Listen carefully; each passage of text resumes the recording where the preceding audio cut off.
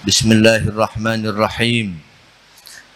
Alhamdulillah alladzi faddala sayyidana wa maulana Muhammadan sallallahu alaihi wasallam ala sairil anbiya wa akramal ulama'a wa ja'alahum warathatal anbiya. Wassalatu wassalamu ala sayyidina wa nabiyina wa maulana Muhammad imamil asfiya wa ala alihi nujaba wa ashabihil atqiya wa atba'ihil ulama. Amma ba'du. Para sadatina wa syibanina yang kami muliakan, khususnya Al-Habib Abu Bakar bin Abdul Qadir As-Saqaf dari Siwun dan rombongan yang lainnya yang datang dari Hadramaut, juga para habaib yang datang dari dalam maupun luar kota, khususnya pengasuh Pondok Pesantren Sunniyah Salafiyah Al-Habibul Ustadz Taufik bin Abdul Qadir bin Husain As-Saqaf, dan tentunya seluruh anak cucu keluarga dari yang kita peringati haulnya malam hari ini, Al-Allamah Al-Faqih Al-Habib Umar bin Husain Ba'aqil, a'adallahu alaina wa alaikum min barakatih wa asrarih wa nafahatih wa ulumih fid daraini amin ya rabbal alamin. Tadi sudah kita dengarkan biografi, manaqib, sirah daripada Al-Habib Umar bin Husain Ba'aqil, yang kesimpulannya beliau ini mazharnya mazhar ilmu. Beliau dikenal sebagai orang yang allamah, orang yang faqih, sangat mendetail dalam memahami hukum-hukum Islam. Mulai dari masa belajarnya di Rubat Tarim, Aswan Al-Habib Abdullah bin Umar Asy-Syatiri dan seterusnya, begitu luar biasa. Dan ini mazhar ilmu ini yang sekarang perlu menjadi konsen dan perhatian kita, khususnya para sadah. Ilmu harus menjadi perhatian utama kita. Allah Ta'ala dalam memuliakan orang-orang yang berilmu, bisa kita lihat dalam firman-Nya, syahidallahu annahu la ilaha illa huwa wal malaikatu wa ulul ilmi qa'iman bil qist.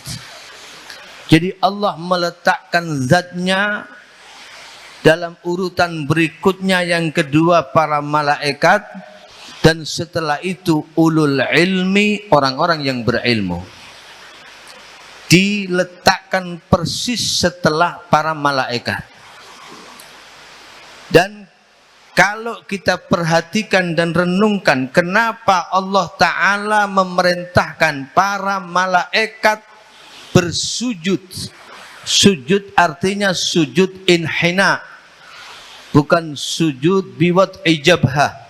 Sujud tahiyah, penghormatan kepada Nabi Adam alaihissalam, yang diperintahkan malaikat. Malaikat ini makhluk yang mulia, la ya'sunallaha ma amarahum wa yaf'aluna ma yu'marun. Ini berarti bukan main-main orang yang diperintahkan Allah dihormati para malaikat. Ternyata rahasianya karena ilmu yang diberikan Allah kepada Nabi Adam dan tidak diberikan kepada para malaikat. Karena syaraful ilmi wa fadlul ilmi.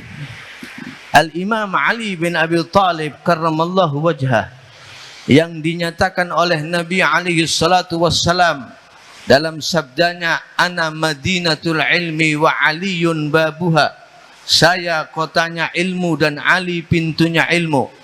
Beliau menyatakan, annasu min jihati tamthili akfa'u, abuhum adamun wal ummu hawwa'u, fa illam yakun lahum fi aslihi syarafun yufakhiruna bihi fattinu wal ma'u, mal fakhru illa li ahli ilmi innahumu alal huda liman istahda adillau, fafuz bi'ilmin ta'ish hayyan bihi abada, annasu mauta wa ahlul ilmi ahya'u. Orang ini kalau tidak ada sesuatu yang layak dibanggakan, semua ini sama. Sama-sama anak keturunan Nabi Adam dan Ibu Hawa alaihimassalam. Sama-sama berasal dari tanah liat dan air sperma. Tidak ada yang bisa dibanggakan, kecuali orang itu bisa terangkat derajatnya hanya karena ilmu. Tidak ada kebanggaan yang hakiki melebihi kebanggaan punya ilmu. Maka kata beliau, hiduplah mulia dengan ilmu, engkau akan hidup selama-lamanya. Manusia yang bodoh semuanya mati walaupun mereka jasadnya masih ada di dunia, tetapi orang-orang yang ahlul ilmi walaupun sudah di alam kubur, mereka tetap hidup dikenang selama-lamanya. Sebagaimana yang kita peringati haulnya pada malam hari ini. Diriwayatkan oleh Al-Imam Ahmad dalam musnadnya, juga oleh Al-Imam Abu Dawud wa Tirmidzi wa Ibnu Majah dalam kitab-kitab sunannya, meriwayatkan bagaimana dulu orang-orang terdahulu para kaum salaf dari kalangan sahabat wa tabi'in,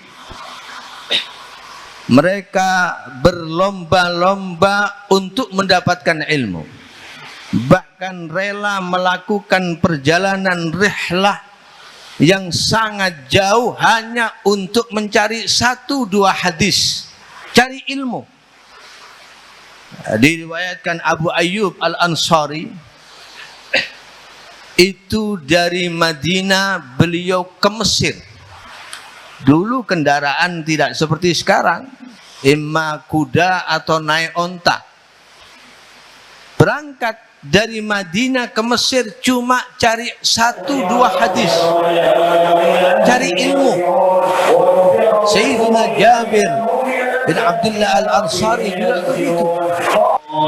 Bahkan diceritakan ada rajulun min ahlil Madinah, ada satu orang dari penduduk Madinah datang berangkat dari Madinah menuju ke Damaskus di Syria, Syam, mendatangi Abu Darda. Ketika sampai di hadapan Abu Darda, ini bayangkan jauhnya jarak dari Madinah ke Dimashq. Sampai di sana ditanya sama Abu Darda, kamu datang ini kemari ini apa punya keperluan, sesuatu hajat? Dibilang tidak. Apa mau dagang? Tidak. Terus apa tujuannya? Hadisun balagani an Rasulillah sallallahu alaihi wasallam annaka haddatstahu. Saya cuma cari hadis yang katanya engkau pernah mendapatkan hadis ini langsung dari Rasulullah sallallahu alaihi wasallam. Ajib. Perjalanan begitu jauh cuma cari 1 hadis. Maka dibawakan oleh Abu Darda sabda Nabi SAW waktu itu yang disampaikan, hadis tentang keutamaan orang menuntut ilmu dan keutamaan ahlul ilmi. Beliau bawakan, saya pernah mendengar Nabi SAW bersabda, man salaka tariqan yaltamisu fihi ilman salakallahu bihi tariqan ilal jannah. Barang siapa yang menempuh satu jalan untuk mencari ilmu, maka nanti di akhirat Allah permudah jalan orang itu menuju ke surga. Kemudian wa innal alima la yastaghfiru lahu kullu man fis samawati wal ardi hatta al hitanu fil ma. Orang alim itu, orang yang punya ilmu itu, seluruh yang ada di langit dan di bumi ini, semua makhluk itu memohonkan ampun dan istighfar. Jadi seandainya kalau enggak dihauli, ini alam semesta ini tiap hari mendoakan orang yang berilmu mendapatkan ampunan istighfar dari Allah Subhanahu wa taala. Wa fadlul alimi 'alal 'abid ka fadlil qamari lailatal badri 'ala sairil kawakib. Keutamaan orang yang berilmu dibandingkan orang ahli ibadah tapi tidak berilmu seperti keutamaan bulan purnama dibandingkan dengan bulan-bulan yang lain, planet-planet yang lain. Kemudian wa innal ulama'a warasatul anbiya wa innal anbiya alam yuwarrisu dinaran wala dirhama wa innama warrasu al ilma faman akhadhahu faqad akhadha bihadzin wafir. Para nabi-nabi itu mereka wafat tidak meninggalkan dinar dan dirham. Mereka wafat meninggalkan ilmu, warisannya cuma ilmu, tidak ada lagi. Maka barang siapa yang mengambil ilmu, berarti dia telah mengambil bagian yang sangat besar dari warisan para nabi, utamanya warisan Nabi kita Muhammad sallallahu alaihi wasallam. Para hadirin, perjalanan tersebut dan sampai mendapatkan hadis ini ditulis oleh Ibnu Rajab dalam satu risalah khusus dalam kitabnya. Di situ ada beberapa rasail, di antaranya ada yang berjudul Syarhu Hadisi Abi Darda fi Fadlil Ilmi wal Ulama. Khusus mensyarahi satu hadis ini, dan ternyata ada banyak fawaid ilmiah yang bisa diambil dari hadis tersebut. Beginilah pentingnya ilmu. Dan ini peringatan haul semacam ini dibacakan manakibnya Al-Habib Umar Ba'agil supaya menjadi motivasi. Apalagi ini untuk santri-santri thalabatul ilm khususnya yang ada di pondok pesantren Sunniyah Salafiyah. Tiru bagaimana Habib Umar tadi diceritakan di rubatnya Al-Habib Abdullah Asy-Syatiri, tidak pernah keluar dari bangunan rubat itu karena tidak mau ketinggalan ilmu. Orang-orang dulu seperti itu.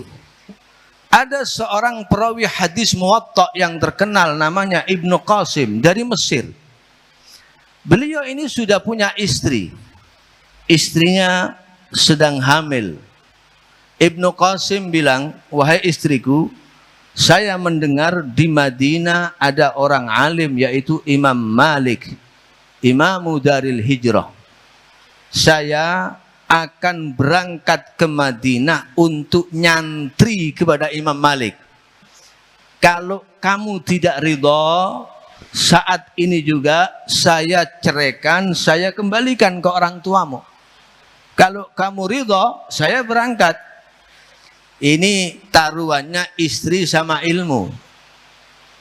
Ini sudah punya keluarga, tapi tidak merasa cukup untuk cari ilmu. Dan karena istrinya orang baik, orang yang solihah, diizinkan, berangkatlah beliau. Berangkat ke Imam Malik. Sampai di sana, itu beliau mulazamah, ngaji kepada Imam Malik. Tidurnya itu di depan pintunya Imam Malik. Jadi begitu Imam Malik bangun, buka pintu, beliau langsung bangun.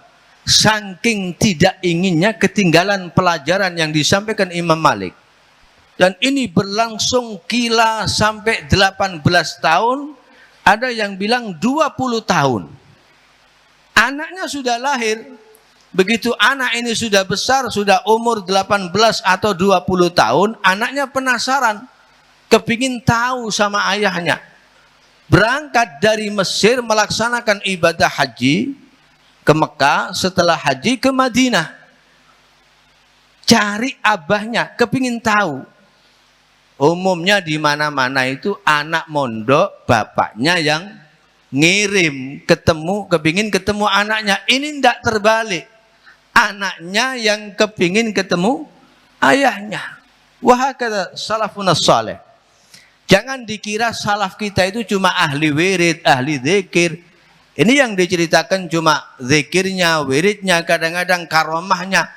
Tapi sisi keilmuannya jarang diceritakan sekarang ini. Padahal ini yang paling utama, dan ini jalan thariqah mereka. Asasnya itu bermula dari ilmu semuanya itu. Kita tahu di salaf kita ada seorang yang besar dijuluki Al-Habib Muhammad bin Alawi Sahibul Amaim. Amaim itu jamaknya imamah, julukannya Sahibul Amaim. Itu beliau kalau mutola'ah, kalau murajaah, dulu itu belum ada lampu listrik, pakai lampu tempel, pakai minyak itu. Itu beliau istighraq. Kalau sudah baca kitab semalam suntuk, itu baca kitab tidak terasa imamahnya ini terbakar. Dan itu berulang sampai 13 kali semalam. Jadi 13 kali ganti imamah. Sampai dijuluki Sahibul Amaim. Ini luar biasa beliau. Kita kenal ada orang yang besar bernama Al-Qadhi Iyad, sahib kitab Asy-Syifa bi Ta'rifi Huquqil Mustafa. Ini Imam Al-Qadhi Iyad luar biasa. Ada karyanya beliau yang fenomenal, namanya kitab Asy-Syifa bi Ta'rifi Huquqil Mustafa. Allama besar beliau ini. Suatu saat Al-Imam Al-Qadhi Iyad berkunjung ke rumah sahabatnya. Sahabatnya orang alim juga. Kebetulan sahabatnya yang dikunjungi ini baru selesai ngarang kitab. Belum dicetak, baru selesai. Ditunjukkan kepada Imam Al-Qadhi Iyad, "Syuf, ini saya baru ngarang kitab." Ditunjukkan, dilihat sama Imam Al-Qadhi Iyad, ajib. Boleh nggak saya pinjam? Kata temannya, jangan, ini nuskhanya cuma satu. Ini baru selesai. Dulu nggak ada fotokopi, nggak bisa difotokopi. Ini nanti kalau hilang, nanti hilang semua. Kata Al-Qadhi Iyad, enggak, jangan khawatir, saya jaga. Tidak akan hilang. Maksa dipinjam. Akhirnya dipinjam, tapi jaga. Jangan sampai hilang. Ini nuskhanya cuma satu, nggak ada lagi. Dan ini belum saya cetak. Berangkat Imam Al-Qadhi Iyad, dibawa itu kitabnya sampai di rumahnya. Malam habis isya beliau duduk, itu kitab dibaca, dimutola'ai, mulai dari muqaddimah dibaca, pelan-pelan dibaca. Kebetulan istrinya ini memang biasanya itu mimma yumtahanu bihil awliya al-idza'un nisa. Kebanyakan orang wali-wali itu cobaannya itu istrinya galak-galak, biasanya begitu. Ini istrinya maaf ghalabat 'alaiha syahwah. Jadi malam itu istrinya lagi pengen kumpul sama Al-Qadhi Iyad. Ini Qadhi Iyad lagi mutola'ah, terus digoda sama istrinya, dipanggil sama istrinya, disentuh sama istrinya, hatta nolenda wala kilma wala, dilihat istrinya enggak, kitab terus yang dibaca. Jadi bojone gak direken, baca kitab terus dari muqaddimah sampai khatimah, persis subuh selesai satu kitab dimutola'ah. Akhirnya berangkat Al-Qadhi Iyad ke masjid subuh untuk sholat subuh. pulang dari masjid, nyampe kira-kira di depan pintu rumahnya ada bau masakan. Wah, ini Al-Qadhi Iyad sudah mikir, ini kira-kira istri saya masak apa ini. Semakin dekat, loh, kok masakannya ini kayak aromanya kertas terbakar ini. Begitu masuk, ternyata bilang sama istrinya, kamu masak apa? Oh sudah, kamu duduk aja, nanti tahu sendiri. Al-Qadhi Iyad duduk, dikasihkan masakannya. Ternyata kitab yang dibaca tadi malam itu dibakar sama istrinya. Kul hadzal kitab, makan ini kitab yang. Jadi istrinya marah karena nggak digubris tadi malam. Kitabnya dibakar. Wah, ini kitab nuskhoh cuma satu, belum dicetak. Masya Allah, Al-Qadhi Iyad langsung ambil pulpen, mangsi, ngambil kertas, yang dimutola'ai tadi malam itu ditulis dari awal sampai akhir. Begitu selesai, dibawa ke temannya, dikembalikan. Ini tadi malam kitab yang kamu pinjamkan saya dibakar sama istri saya tadi. Nah, ini saya tulis kembali, tolong kamu cek apa ada yang kurang, ibarahnya mungkin ada yang kurang atau apa.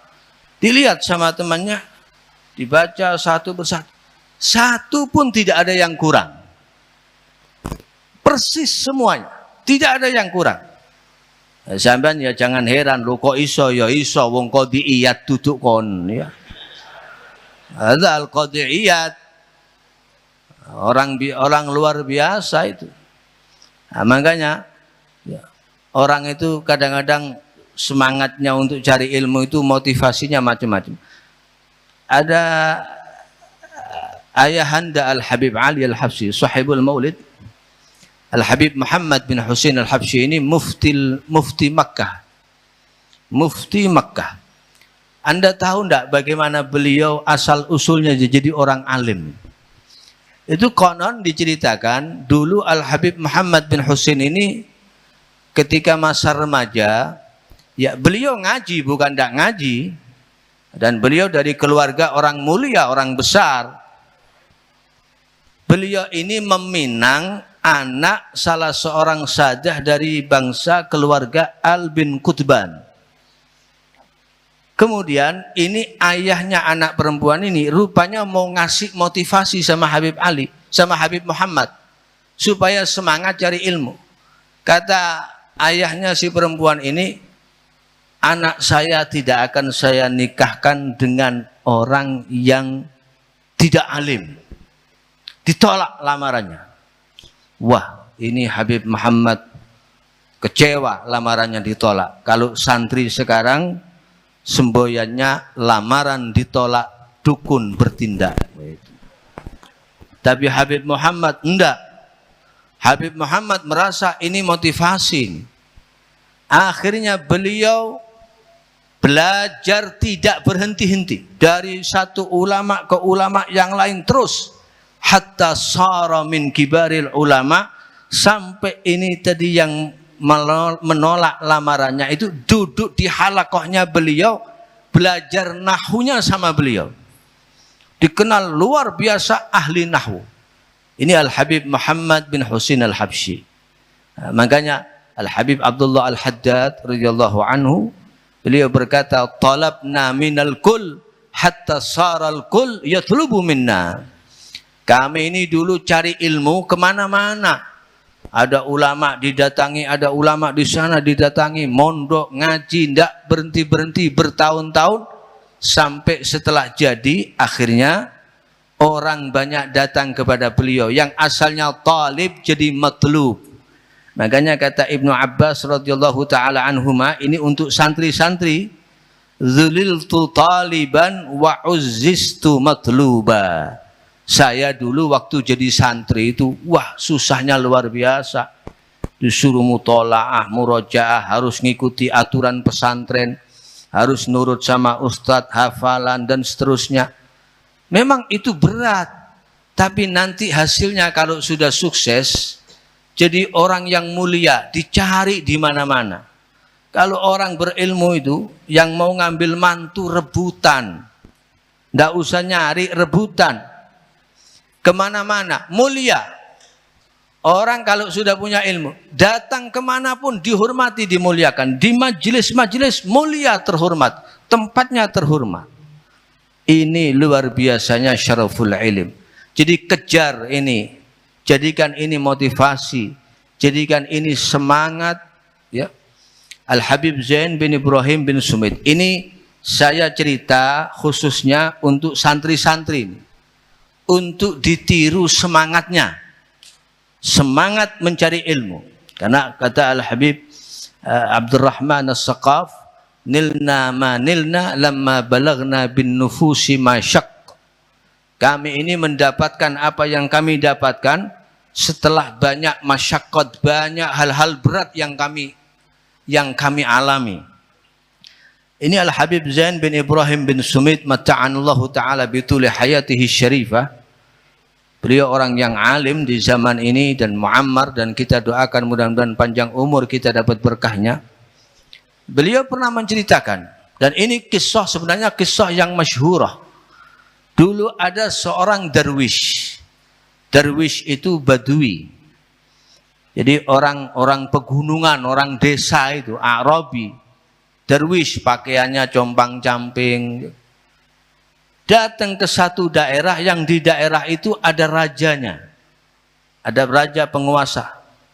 Datang ke situ, begitu sampai di hadapan raja ditanya, "Kamu tujuannya ke sini mau apa?" Orang ini kemana-mana bawa tempat kayak kantongan gitu untuk tempat makanan dan minumannya. Begitu sampai di hadapan raja, orang sudah antri semua, sudah masing-masing dilayani. Pas orang ini ditanya, "Kamu punya keperluan apa?" Dibilang, "Ya raja, saya ini dengar Anda punya putri yang cantik. Saya kesini mau ngelamar putri Anda." Ini rajanya kaget bukan main. Ini ente maghrum apa gimana ente? Masa orang darwish pakaiannya compang-camping, orang Arabi kok mau ngelamar anaknya raja? Kamu tahu enggak maharnya anaknya raja itu mahalnya luar biasa. Ini orang polos. Orangnya polos. Sofa. Ya, dia bilang, "Berapa maharnya?" Kata rajanya, ini rajanya maksudnya mau mujamalah, sudah mau ngusir, biar orang ini cepat keluar. Kata rajanya, "Kamu kan bawa kantongan itu, tempat makan minummu." "Iya." Nah, kantongan itu penuhi dengan emas permata. Kalau sudah penuh, baru balik ke sini, lamar anak saya, itu jadi maharnya, saya terima kamu. Nah, rajanya mikir sudah tidak mungkin. Orang ini keluar. Di jalan dia mikir, wah tempatnya berlian mutiara itu ada di laut. Ya, namanya orang polos, berangkat ke laut. Sampai di pinggiran laut, dia cari satu tempat untuk nguras laut. Jadi banyu laut kati dikuras. Dia ambil sedikit-sedikit satu batok gitu. Sampai ada orang yang tanya, "Loh, kamu ini ngapain?" "Saya mau nguras air laut." "Loh, ini air laut kok dikuras gimana? Lah tujuannya apa?" "Loh, enggak, nanti kalau ini airnya sudah habis, kan nanti di bawah ada banyak permata berlian, saya tinggal ngambil. Nah, saya penuhi ini tempat saya ini." Wah, dipikir orang-orang ini maghrum, gila ini sudah. Senewen ini. Tapi ini orang polos dan himmahnya luar biasa ini. Semangatnya luar biasa. Akhirnya apa? Allah Ta'ala merahmati karena himmahnya yang luar biasa. Ya, Allah Ta'ala memberikan rahmat. Subhanallah. Allah Ta'ala nyuruh malaikat memberikan semacam bisikan ke ikan-ikan yang ada di laut. Nah, jadi ada ikannya yang besar itu, ustadznya ikan, ya. Munsibnya ikan itu. munsibnya ikan ini dikasih tahu, suruh ngasih tahu anak buahnya. Syuf, ini di darat ada orang mau nguras air laut. Ini kalau air laut sampai habis, kalian mau hidup di mana nanti? Mati semua. Ini orang yang dicari permata berlian. Segera instruksikan anak buahmu, suruh cari permata berlian, suruh semburkan ke darat. Pumpung belum habis ini air laut. Wah, ini ikan tidak ada akalnya. Ya, dan memang ini Allah menghendaki begitu. Akhirnya ini pidato, ini munsibnya ikan ini dikumpulkan. Anak buahnya ikan, santri-santrinya dikumpulkan. Ini saudara-saudara ikan semuanya. Di daratan ada orang nguras air laut. Dia lagi cari berlian permata. Ini kalau air laut habis, kita akan hidup di mana? Masing-masing saya instruksikan semua ikan di laut, cari permata, cari berlian, semburkan ke darat, biar orang ini dapat yang dimaksud dan tidak jadi nguras air laut. Takbir, Allahu Akbar. Ini ada versi editnya sedikit ya. Akhirnya ini ikan-ikan semua nyebar, nyari permata, berlian semuanya. Begitu dapat disemburkan ke darat, disemburkan, diambil satu-satu, akhirnya full. Ini kantongan penuh. Datang lagi ke raja itu. Wah, ini rajanya mikir, kok datang lagi orang ini, cuboy. Ditanya, kamu kok datang lagi? Ya, kan katanya raja maharnya permata berlian yang kira-kira full sekantong. Ini sudah saya bawa maharnya sekarang. Dibuka sama rajanya, betulan. Dan asli bukan imitasi. Ini saking kagetnya sampai semaput rajanya. Wallah, hadza tidak masuk akal. Akhirnya ya mau tidak mau dinikahkan dengan putrinya raja. Karena himmah yang luar biasa, seorang darwis bisa menikah dengan anaknya raja. Himmatur rijal tadukul jibal, man jadda wajad. Orang yang sungguh-sungguh pasti akan bisa berhasil. Nah, karena itu para santri yang sungguh-sungguh dalam mutalaah, dalam murajaah, alhamdulillah di sini ada pondok pesantren Sunniyah Salafiyah yang betul-betul dalam mengaji. Wa ma aktsaral asjara wa laisa kulluha bimuthmirah, wa ma aktsaral thimar wa laisa kulluha bitayyib, wa ma aktsaral ulum wa laisa kulluha binafi', wa ma aktsaral ulama wa laisa kulluhum bimursyid. Berapa banyak pohon tapi tidak semua pohon berbuah. Berapa banyak buah tapi tidak semua buah itu enak rasanya. Berapa banyak ilmu tapi tidak semua ilmu bermanfaat. Hanya ilmu agama, ilmunya Allah, ilmunya Rasulullah, ini yang manfaatnya kita bawa sampai ke akhirat kelak. Banyak ulama tapi tidak semua ulama layak dan patut untuk disebut sebagai mursyid. Para jamaah sekalian rahimakumullah, maka kita ambil ibrah, idhah dari majlisil haul malam ini untuk membangkitkan semangat talabul ilmi, semangat mencari ilmu, khususnya para generasi muda dari kalangan as-sada al-alawiyin.